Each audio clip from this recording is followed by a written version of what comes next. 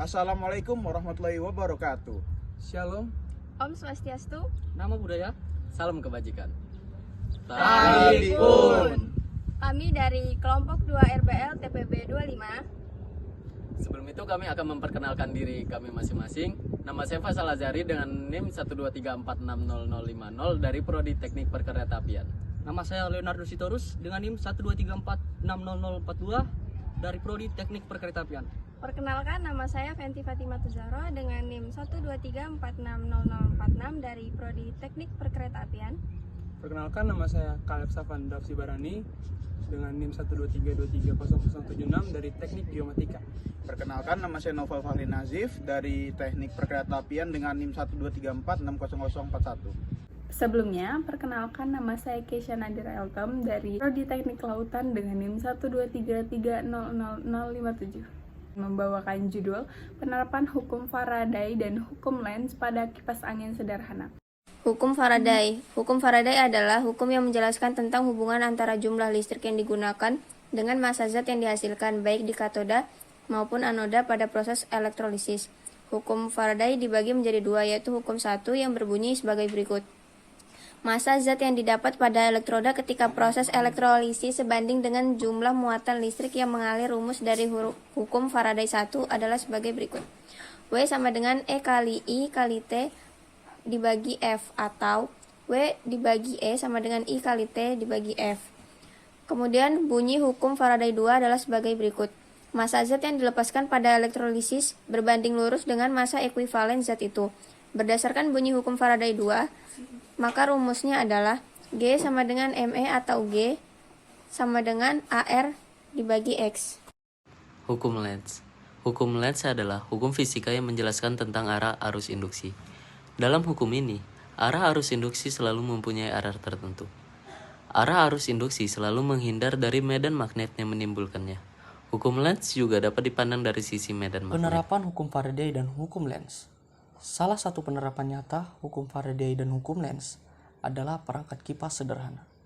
Kipas angin didasarkan pada prinsip elektromagnetik, di mana perubahan medan magnet menciptakan gerakan mekanis yang menciptakan aliran udara.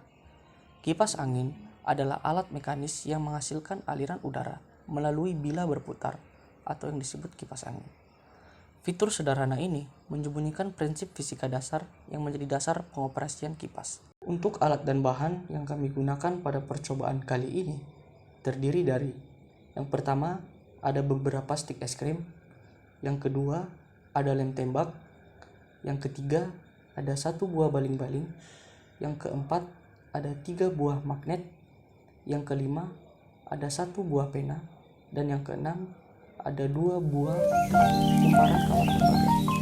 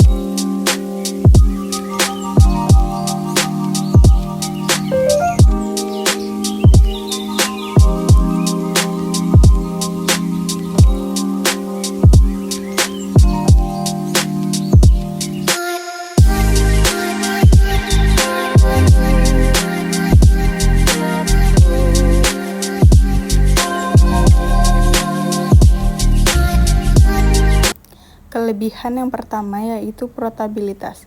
Kipas angin buatan umumnya berukuran kecil dan ringan sehingga mudah dipindahkan dan diletakkan di berbagai tempat. Yang kedua, efisiensi energi. Kipas angin buatan biasanya menggunakan daya listrik yang relatif rendah dibandingkan dengan AC, sehingga lebih hemat energi.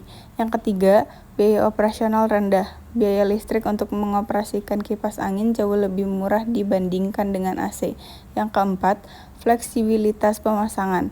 Kipas angin dapat dipasang di berbagai tempat, baik di dinding, di meja, maupun di langit-langit. 1. Terbatas dalam pendinginan. Kipas angin hanya mampu menghasilkan aliran udara. tidak dapat menurunkan suhu ruangan secara signifikan seperti AC. 2. Tidak efektif untuk ruangan besar.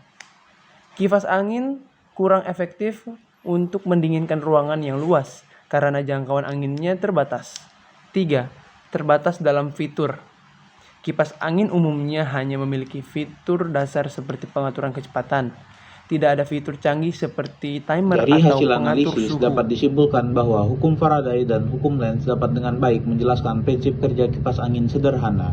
Perubahan fluks magnetik pada kawat menginduksikan gegel sesuai hukum Faraday yang kemudian menghasilkan arus listrik untuk memutar baling-baling. Arah arus induksi ini berlawanan dengan perubahan fluks magnetik sesuai dengan hukum Lenz. Pemahaman mengenai penerapan konsep-konsep elektromagnetisme ini dapat membantu dalam memahami prinsip kerja perangkat elektronik sederhana Video lainnya. dari kami akhiri. Wassalamualaikum warahmatullahi wabarakatuh. Terima kasih sudah menonton. Dadah. Dadah.